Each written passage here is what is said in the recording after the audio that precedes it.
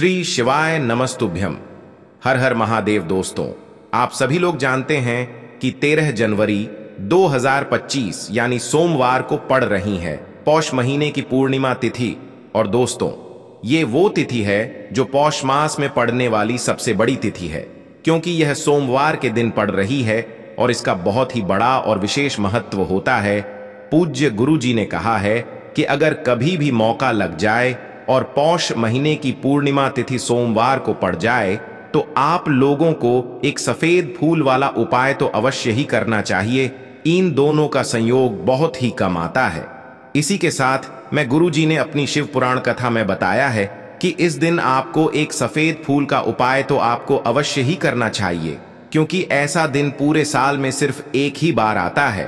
और दोस्तों, आप सभी लोग जानते हो कि सोमवार पूर्णिमा का अगर सबसे बड़ा कोई उपाय है तो वो एक सफेद फूल वाला उपाय है। तो दोस्तों, इस सोमवार के दिन आप लोगों को इस एक सफेद फूल वाले उपाय को जरूर करना है। बहुत सारे लोग होंगे जिन लोगों ने इस उपाय को ना किया हो, मतलब पूरा साल निकल गया, उन्होंने किसी भी दिन इस एक सफेद फूल वाले उपाय को ना किया हो। पर दोस्तों, आपके पास एक आखिरी मौका बचा हुआ है जो कि 13 जनवरी के दिन है। तो इस दिन आप लोगों को इस वाले उपाय को जरूर कर लेना है। भले ही आपने पूरे महीने भर इस उपाय को ना किया हो, पर अगर आपने इस पौष महीने के सोमवार पूर्णिमा के दिन अगर इस वाले उपाय को कर लिया तो आपको इस उपाय को करने का वो फल मिलेगा जिसकी आपने कभी कल्पना भी नहीं करी होगी। इसीलिए आप लोग इस वाले उपाय को एक बार जरूर कर लेना है, ताकि आप लोगों के हाथ से यह मौका ना जा सके और आपको इस उपाय को करने का फल मिल सके। दोस्तों, यह उपाय पंडित जी ने अपनी अभी की ही श्री शिव महापुराण की कथा में बताया है। जिस उपाय को आज हम आपको बहुत अच्छे से समझाने वाले हैं। इस वीडियो को देखने के बाद इस उपाय को समझने के लिए आपको कोई और वीडियो को देखने की जरूरत नहीं पड़ेगी।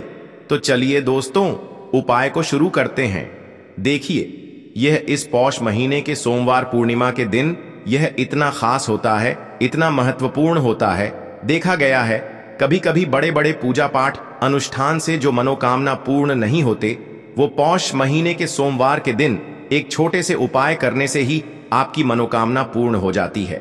और बहुत सारे लोगों ने इस उपाय को किया भी है और उनको इस उपाय को करने का फल भी जरूर मिला है।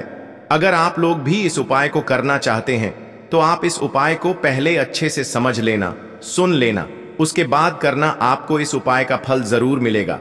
और इस उपाय को कर लेने से आपके घर में चाहे किसी भी प्रकार की दुख और समस्या क्यों ना चल रही हो, आपको उसका कारण भी नहीं पता है कि भाई ये समस्या किस कारण से चल रही है। उसका कुछ भी कारण हो सकता है, जैसे पितृदोष हो सकता है या किसी भी तरह का मंगल दोष भी हो सकता है। तो इस दिन आप लोगों को यह वाला उपाय कर लेना है। ये एक ऐसा उपाय है जिस उपाय को अगर किसी विशेष दिन पर किया जाए तो भाई उस विशेष दिन का जो है वह तो हमें मिलता ही मिलता है। पर हमने उस दिन पर इस उपाय को किया है तो हमें उससे भी बड़ा फल मिलता है, और फल बहुत जल्दी मिलता है, क्योंकि आप इस उपाय को बहुत ही बड़े और विशेष दिन पर कर रहे हो। तो चलिए अब उपाय के बारे में बात करते हैं, लेकिन उससे पहले आप लोगों को यह जानना आवश्यक है कि आखिर यह उपाय किस समय करना है, किसको करना है और कैसे करना है। तो चलिए हम आगे आपको वीडियो में एक एक करके बता देते हैं। लेकिन उससे पहले अगर आप लोग हमारे चैनल पर पहली बार आए हैं या फिर मेरी आवाज आज पहली बार सुन रहे हैं तो हमारे चैनल को सब्सक्राइब जरूर कर लेना और इस वीडियो को लाइक करके कमेंट बॉक्स में श्री शिवाय नमस्तुभ्यम ओम नम शिवाय जरूर टाइप कर देना। तो दोस्तों, इस एक सफेद फूल वाले उपाय को हमें इस सोमवार पूर्णिमा के दिन कैसे करना है, किसको करना है, किस समय करना है और कहां पर करना है, ये सारे सवालों के जवाब आपको इस वीडियो में मिल जाएंगे। और जो ये वीडियो देखेगा भाई, उसको एक सफेद फूल वाला उपाय जरूर करना चाहिए, क्योंकि इस दिन सफेद फूल का भी बहुत ही बड़ा और विशेष महत्व होता है। और जब बात आ जाए एक सफेद फूल की, तो ये सोने पे सुहागा वाली बात हो जाती है और ये एक बहुत ही बड़ा उपाय हो जाता है इस सोमवार पूर्णिमा का। अब उसके बाद में दोस्तों, ये वाला जो उपाय है ये किसको करना है, तो देखो, घर का जो बड़ा और मुख्य सदस्य होगा उसी व्यक्ति को यह वाला उपाय करना है। अब वह बड़ा व्यक्ति मुख्य रूप से घर की माताएं बहनें होंगी तो ज्यादा बेहतर होगा। मतलब कि घर की जो बड़ी माताएं बहनें होंगी, अगर वह यह वाला उपाय करेंगी तो ज्यादा अच्छा होगा, क्योंकि घर की जो माताएं बहनें होती हैं वह घर की लक्ष्मी होती और जब घर की लक्ष्मी कोई उपाय को करती है तो उसका फल हमें बहुत जल्दी और बहुत बड़ा होकर मिलता है।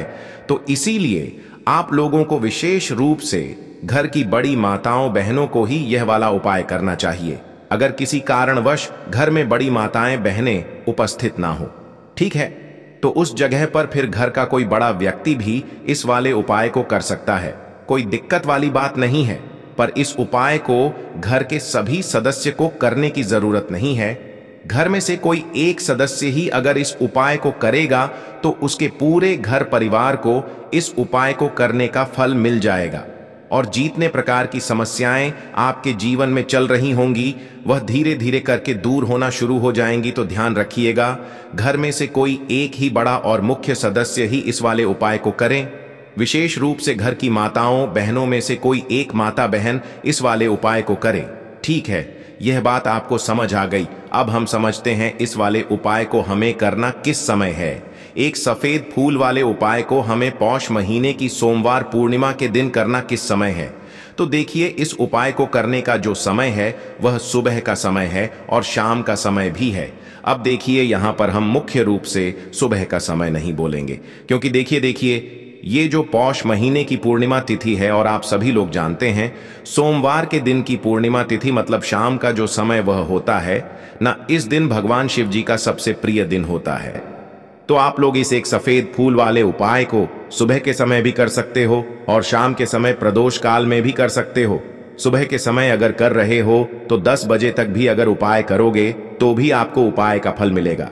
वहीं अगर शाम के समय कर रहे हो तो इस दिन जरूर शाम के समय का ध्यान रखना कि शाम के 6 बजे से लेकर 7 बजे के बीच में अगर आप इस उपाय को कर सकते हो तो बिल्कुल कर लेना, पूरी कोशिश करना।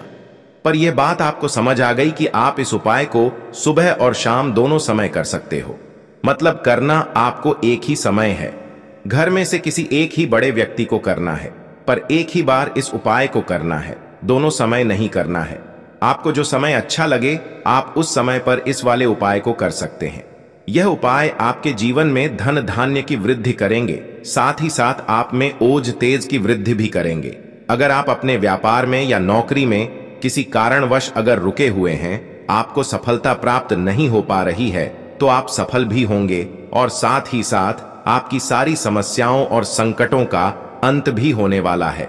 तो चलिए जानते हैं पूज्य गुरुजी द्वारा बताए गए अपने सबसे पहले खास उपाय के बारे में। इस उपाय के लिए आपको सबसे पहले ले लेना है एक सफेद रंग का फूल।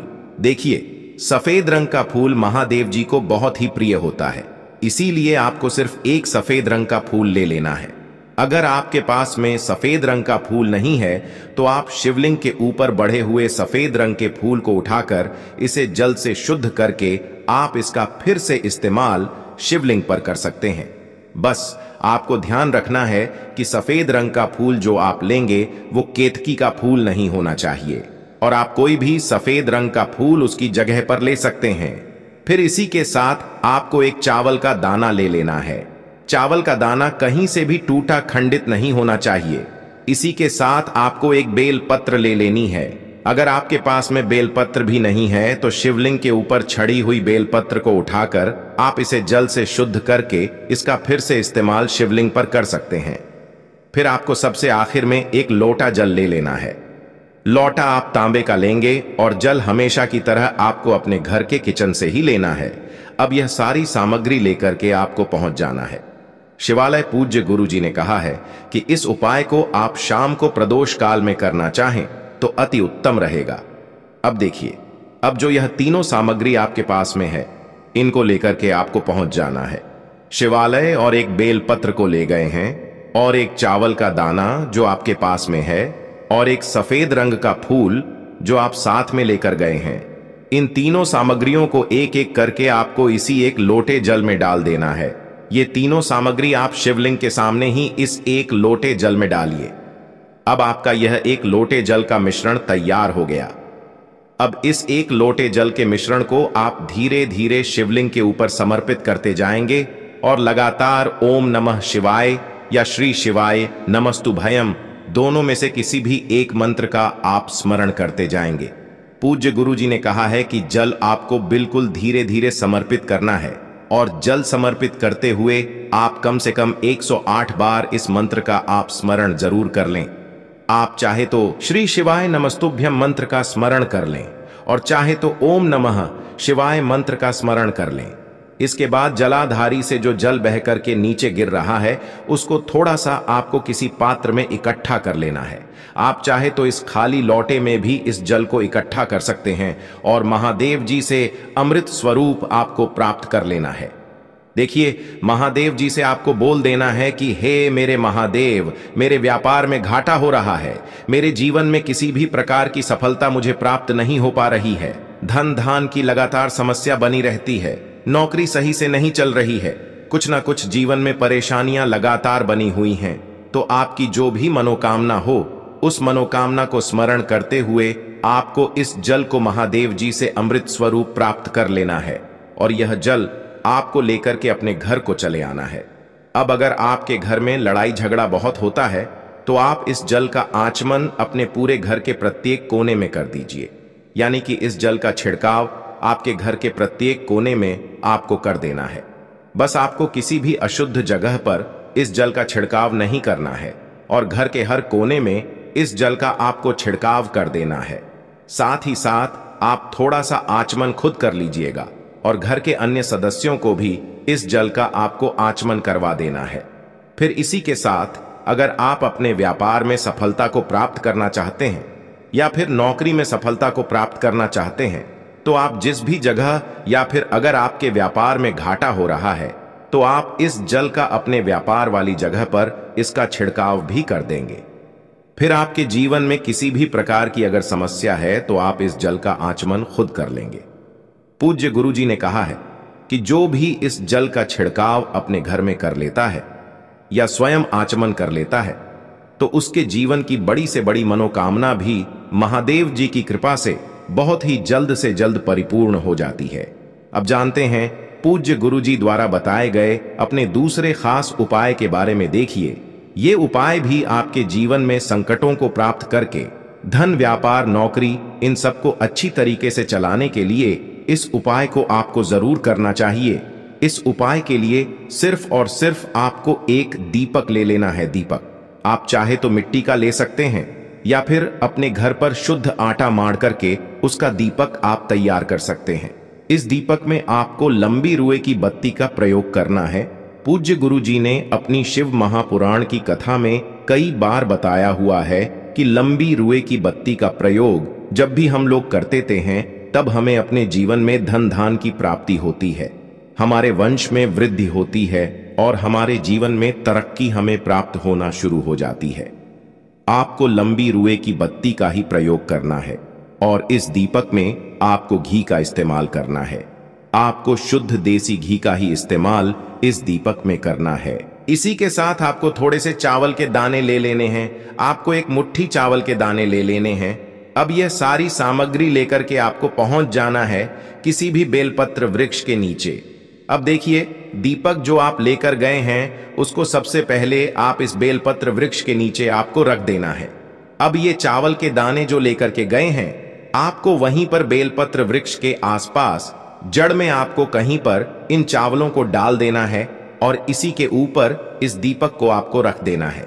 दीपक की बत्ती का जो मुख होगा वो उत्तर दिशा की तरफ होगा और उत्तर दिशा की तरफ रखते हुए आप इस दीपक को वहीं पर प्रज्वलित कर देंगे और फिर वहीं बेलपत्र वृक्ष के नीचे बैठकर कम से कम आपको 108 बार ओम नमः शिवाय या श्री शिवाय नमस्तुभ्यम दोनों में से किसी भी एक मंत्र का आपको स्मरण कर लेना है और आपके जीवन में चल रही धन धान की समस्या या व्यापार की समस्या को दूर करने के लिए आपको महादेव जी से प्रार्थना कर लेनी है।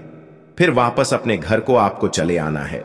पूज्य गुरुजी ने कहा है कि जो भी व्यक्ति इस उपाय को लगातार 5 सोमवार आपको करना पड़ेगा तभी आपको इस कार्य में सफलता प्राप्त होना शुरू होगी। तो दोस्तों, अब जानते हैं पूज्य गुरुजी द्वारा बताए गए अपने सबसे आखिरी उपाय के बारे में जो आपके जीवन की सारी समस्याओं को समाप्त करने के लिए, धन की अगर समस्या है तो उसको समाप्त करेगा, व्यापार में अगर कोई समस्या है तो उसको समाप्त करेगा, नौकरी अगर आपको नहीं मिल पा रही है तो उस समस्या से भी आपको मुक्ति मिलेगी, या फिर आप अपने जीवन में ओज तेज की वृद्धि करना चाहते हैं तो यह उपाय आपके लिए बहुत ही विशेष सिद्ध होने वाला है। आपके जीवन की सारी समस्याओं का अंत करने के लिए इस उपाय को आप जरूर करिएगा। इस उपाय के लिए भी आपको एक लोटे जल की जरूरत पड़ेगी। एक लोटा जल आप ले लीजिएगा। लोटा आप तांबे का लीजिएगा और जल हमेशा की तरह आपको अपने घर के किचन से ही लेना है। फिर इसी के साथ आपको एक हरा साबुत मूंग का दाना ले लेना है। हरा साबुत मूंग का दाना जो होता है, जो खड़ा मूंग कहलाता है, वो आपको एक दाना ले लेना है। फिर इसी के साथ आपको एक चावल का दाना भी ले लेना है। चावल का दाना यानी कि अक्षर। फिर सबसे आखिर में आपको थोड़ा सा गुड़ ले लेना है। गुड़ आप 1 टुकड़ा या 2 टुकड़ा ले सकते हैं। अब ये सारी सामग्री लेकर के आपको पहुंच जाना है शिवालय। इस उपाय को भी आप शाम को प्रदोष काल में या उसके बाद किसी भी समय कर सकते हैं। शिवालय पहुंचने के बाद अब यह सारी सामग्री लेकर के, यानी कि एक गुड़ का टुकड़ा, एक हरा मूंग और एक चावल का दाना, इन सारी सामग्रियों को इस एक लोटे जल में आपको मिला लेना है। अब यह एक लोटे जल का जो मिश्रण तैयार हो गया है, अब शिवलिंग के सामने आपको बैठ जाना है और महादेव जी से अपनी समस्या को दूर करने के लिए सबसे पहले आपको प्रार्थना कर लेनी है। अगर आप धन धान की समस्या को दूर करना चाहते हैं तो उसके लिए प्रार्थना कर लीजिए। व्यापार की समस्या है, नौकरी की समस्या है, या घर में आपके गृह क्लेश या लड़ाई झगड़ा बहुत होता रहता है, तो उसको दूर करने की जो भी समस्या है उसको महादेव जी से एक एक करके आपको कह देना है। तो उसको दूर करने के लिए महादेव जी से प्रार्थना कर लीजिए और फिर यह एक लोटा जल आपको धीरे धीरे शिवलिंग के ऊपर समर्पित करते जाना है। समर्पित करते हुए आप कम से कम 21 बार, जितना भी आपके पास में समय मिले, आप ओम नमः शिवाय या श्री शिवाय नमस्तुभयम, दोनों में से किसी भी एक मंत्र का आपको स्मरण कर लेना है। फिर थोड़ी देर वहीं शिवलिंग के सामने बैठकर महादेव जी से आपको प्रार्थना करनी है और फिर वापस अपने घर को चले आना है।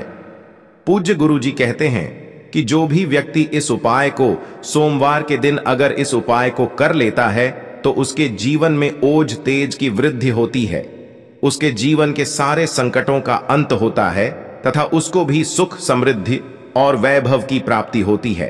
तो दोस्तों, आपको यह वीडियो कैसा लगा कृपया कमेंट करें और पंडित प्रदीप मिश्रा के नए वीडियो पाने के लिए इस चैनल को सब्सक्राइब करें। स्वस्थ रह, मस्त रह। अगले वीडियो में फिर मिलेंगे। धन्यवाद। हर हर महादेव।